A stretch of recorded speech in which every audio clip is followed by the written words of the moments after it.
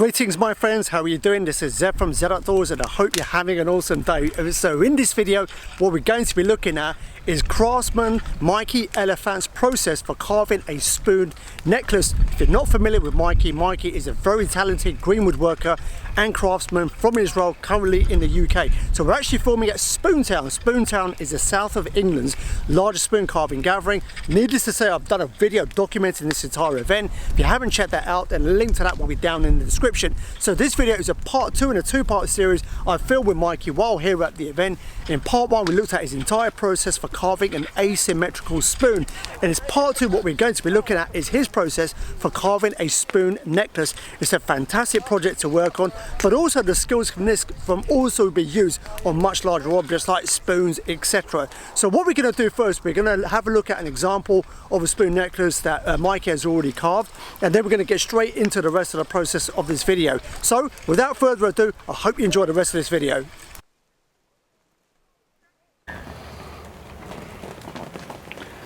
Hey guys. Hey Mikey, how are you doing? I'm good, how are you doing, Sid? Doing well, thank you. I appreciate you taking the time to do the second video, a follow-up to a very detailed video we filmed just prior on carving an asymmetrical spoon. So this video is very impromptu because as we were talking off camera while filming the first video, I saw you had a very cool spoon necklace. We had a bit of a conversation and I thought this would be a great video. So I really do appreciate you taking the time to allow me to document your process. Do you want to talk a little bit about the backdrop in terms of how you came to carve these? Well, so really the credit goes to Anya Sundberg, and I think she teaches it in some of her classes as just another way to learn different knife holds and the fine motor skills needed to do kind of those finer close cuts. And I think besides it being it being a really cool project to make really cool spoons, I think it could teach a lot about crank and about those fine motor skills and the different knife holds that can be done.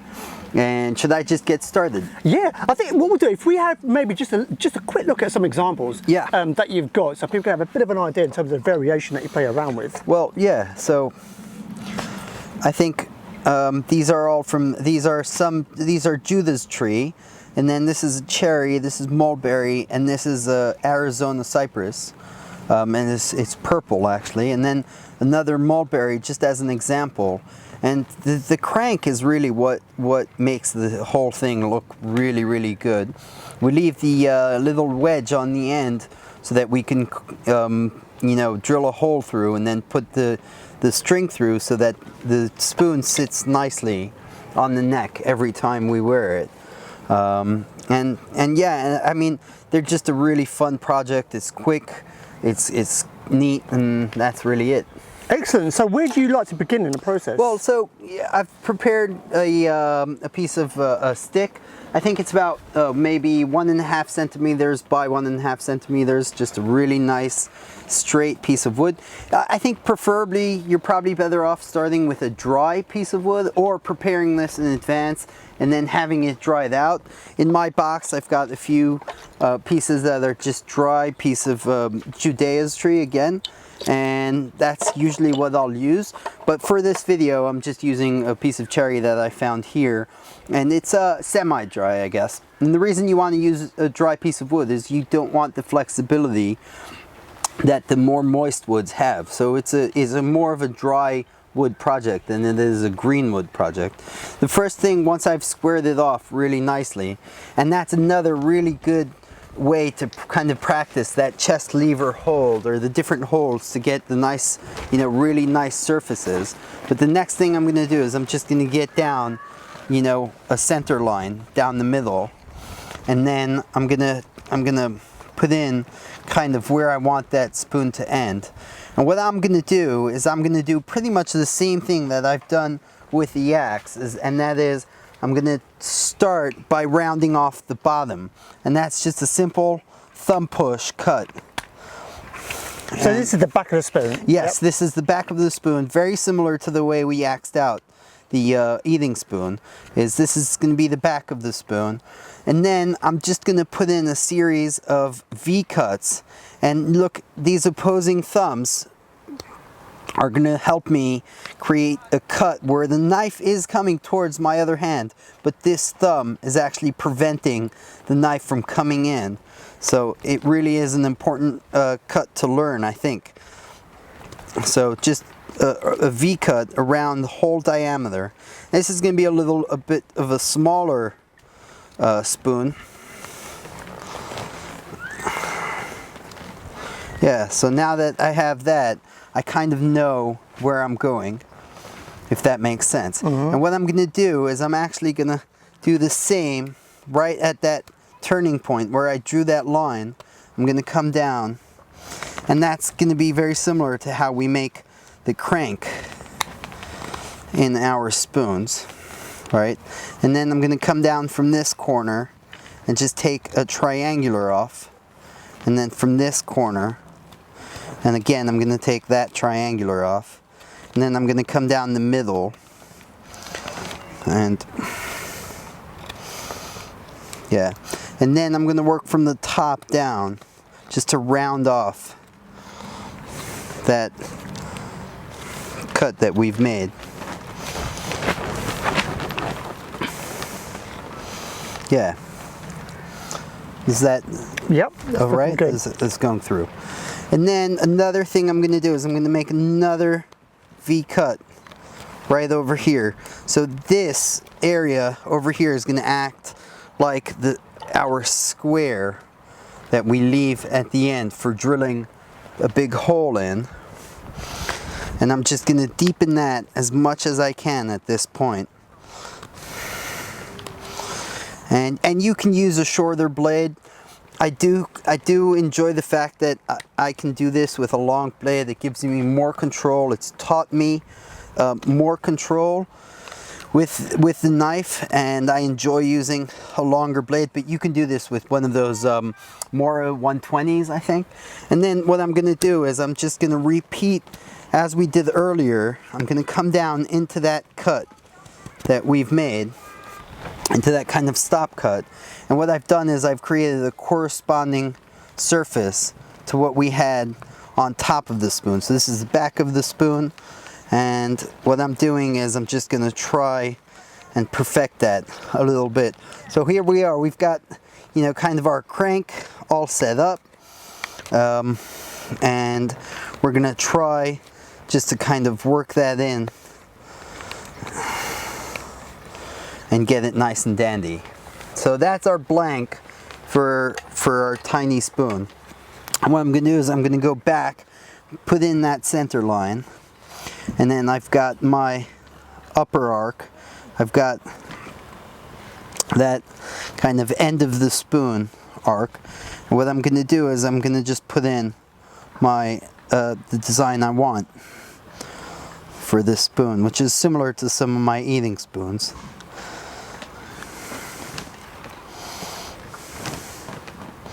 Yeah. And now what I'm going to do is, just like we did with the eating spoon, I'm going to try and reach the outline, so what we call the plain view. I'm going to start by just rounding off the bowl end.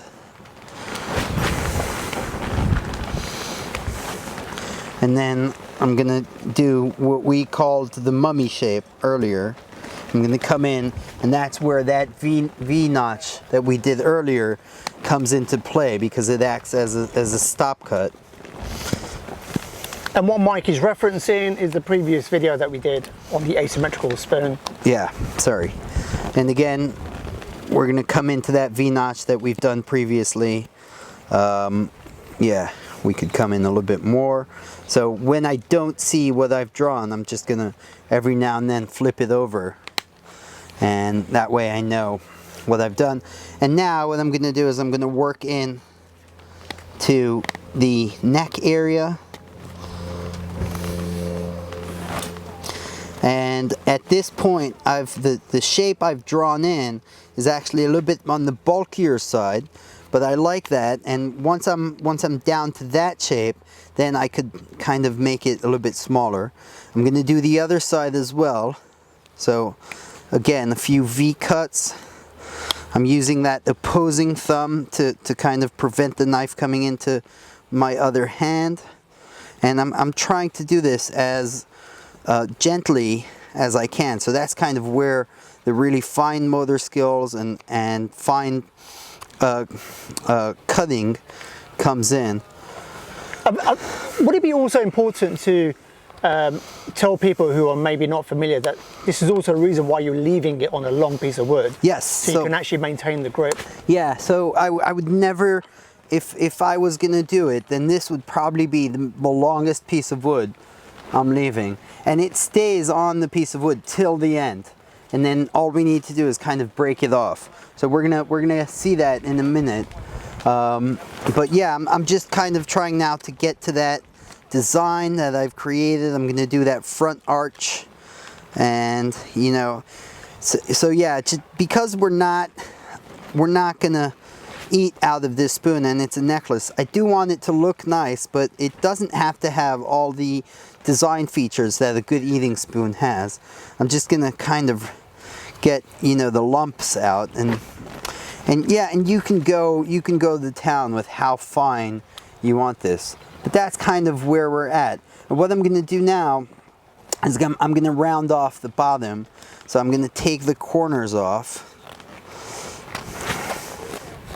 And again, this is an amazing lesson for that ridge method that we spoke about, where I could take that corner off and then I'm left with this ridge down here, and all I need to do now is round it, and I've received a really nice bowl shape with facets as well. So it's like a really cool way.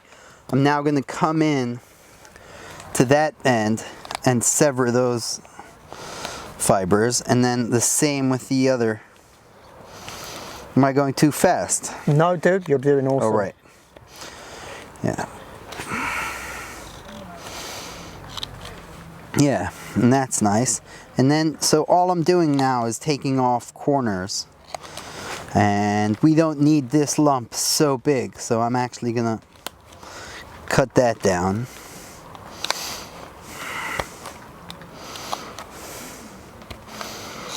Yeah.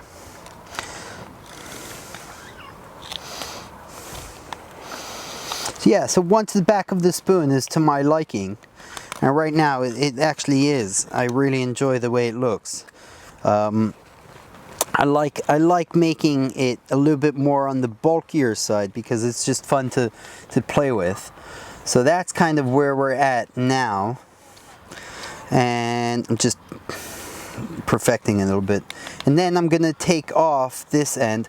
And I like to mess around and do a little bit, like with my eating spoons, I like to do a little bit of that saddle up on top. And the way to do it, again, is I'm gonna push my knife in and then bring it out. And I'm using my hand a little bit like I would if I was to use a screwdriver. And I've done that on both of the ridges, and now I'm gonna just sever that. And then I'm gonna come down through the middle in the same way. And it's very minute. It's probably hard to pick up, but it just creates a little bit of that divot where I guess a miniature thumb can come, and it gets rounded off just ever so slightly, and it's just really gives it a good look.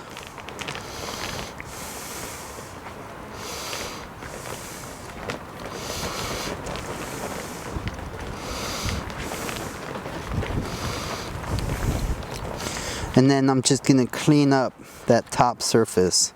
Again, although I'm going to take out some material from the middle, I do like it clean before I get started. Just going to round that off a bit. Yeah, and then round this off a bit. And I don't like the pointy bit, so I'm just going to get that. And then take these corners off. Yeah, and yeah, I kind of like that wave that we've created. I don't know if you could see it, but we could accentuate it just a little bit more.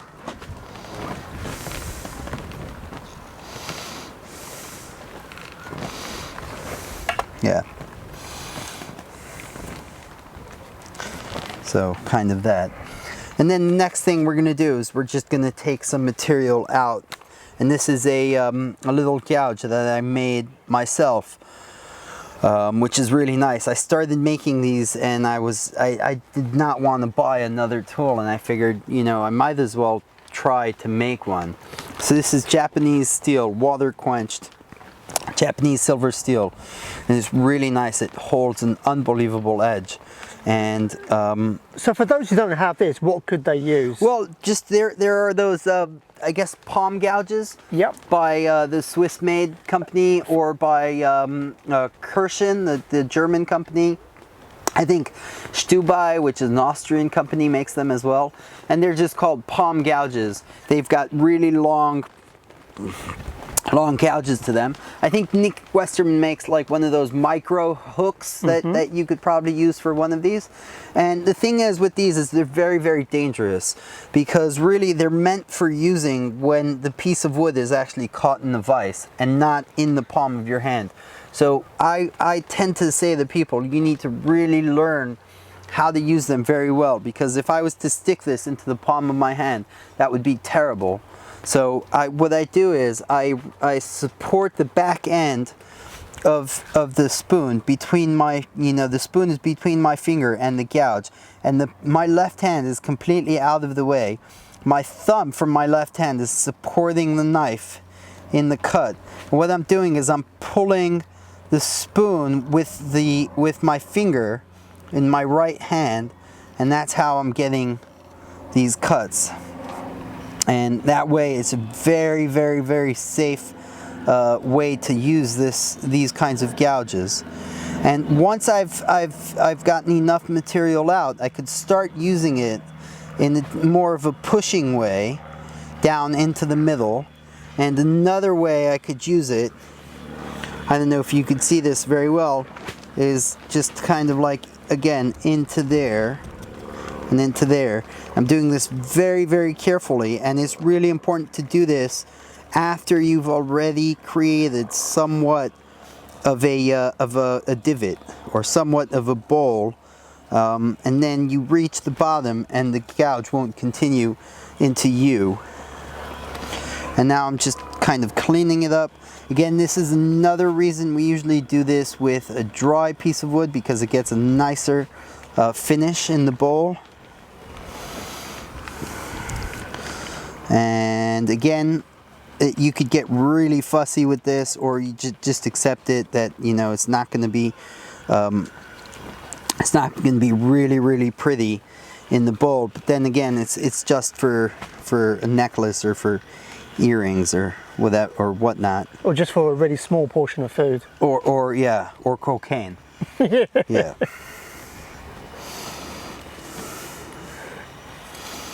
Yeah, so I'm just perfecting that bowl shape and getting out some of the bits and bobs and whatever, and that's it. I mean, I'm done with this gouge. I'm going to come back to my straight blade, sorry, and I'm just cutting. I'm chamfering the edges as if we would with kneading spoon. Just getting, yeah, and then I'm going to do that with the top as well.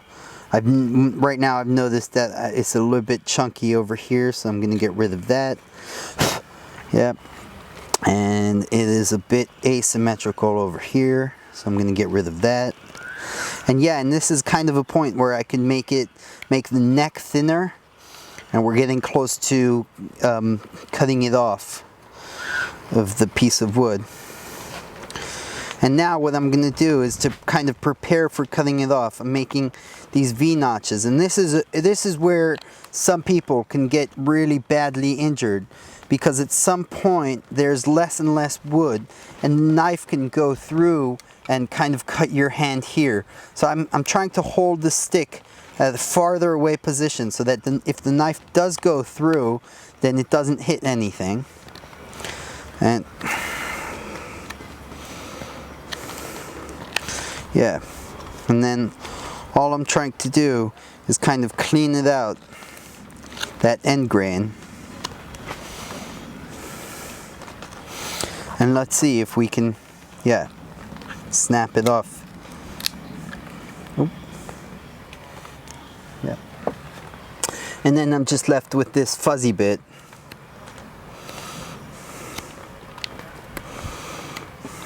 Yeah. And we've got ourselves a little tiny cute spoon.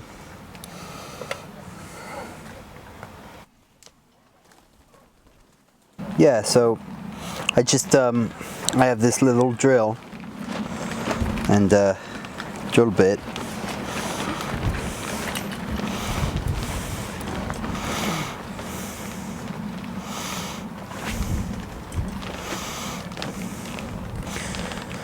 Yeah.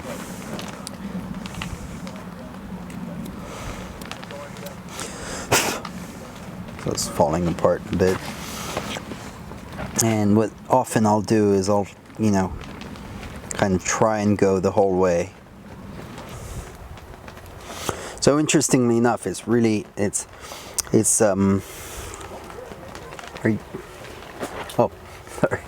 It's a really cool way to kind of learn different crank and the different holds, and I really, there we go. We've gone through.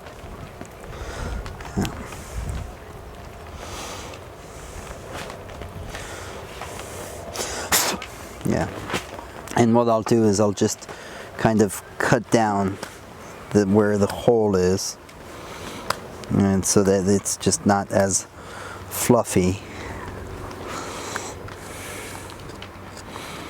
Yeah.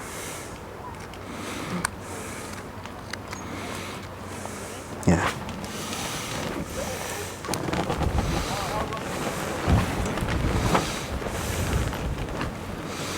Yeah, just take the corners off as well, like we would with the normal spoon. Yeah.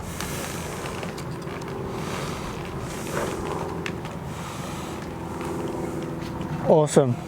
Yeah.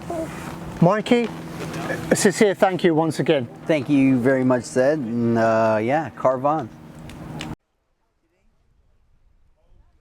So there you have it, my friends. That is a wrap for this video. Hope you enjoyed it just as much as I did filming this. Was this also the first time I've seen the entire process for carving a spoon necklace? So just quick recap. Like I said, this is part 2 of a 2-part series I'm filming with Mikey Elefant.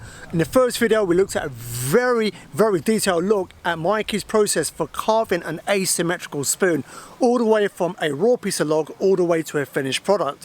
And like I said, if you haven't seen that video, I'll put a link below. Highly recommend you go check that out. And obviously in this part 2, it's a much more condensed version, and obviously something that's a lot more, I say, easier access in terms of the tools that you're going to need and so forth, but at the same time a fantastic project to work on, especially with little offcuts of wood. Something we didn't mention throughout the video. This is fantastic. If you have little offcuts of wood, you can utilize it doing this project. So really do hope you found this insightful. And what I'm also going to do is a couple of things. Number one, I'm going to put, like I said, links below to the previous video I filmed with Mikey. I'm also going to put a link below to the Spoontown video, the event where we're actually filming now. So this is actually before the main event kicks off. It's called Pre-Town, where there's more in-depth courses. So I carved away Mikey from doing his own stuff, and he kindly took some time out for us to film this video. But I highly recommend you go check the video out of this main event, Spoontown. Link to that will also be down in the description. And what I'm also going to do is put links below to where you can connect with Mikey, the website, social media, etc. He's based out in Israel, but he does travel throughout Europe and mainly within the UK on a yearly basis. So if you want to connect with him, which I highly recommend you do, then that would be great. Links below to that in the description. And that final thing I will ask from you, if you gain any value from this video whatsoever, it will mean the world to me. You go check him out on the Instagram down below, give him a follow, say you came through this video, and it's just our way of saying thank you. Like I said, he didn't have to show this. This is stuff he teaches, but he said, you know what, if people gain some value from this, he's happy to share it on video. So like I said, if you gain any value from this video whatsoever, link below to Mikey's Instagram. Mean the world to me. You give him a follow. So I shall see you on the next installment of a Zed Outdoors video. Until then, I hope whatever you're doing, you have a blessed day, a blessed week ahead. From Mikey Elefant and myself, Zed Outdoors, peace out.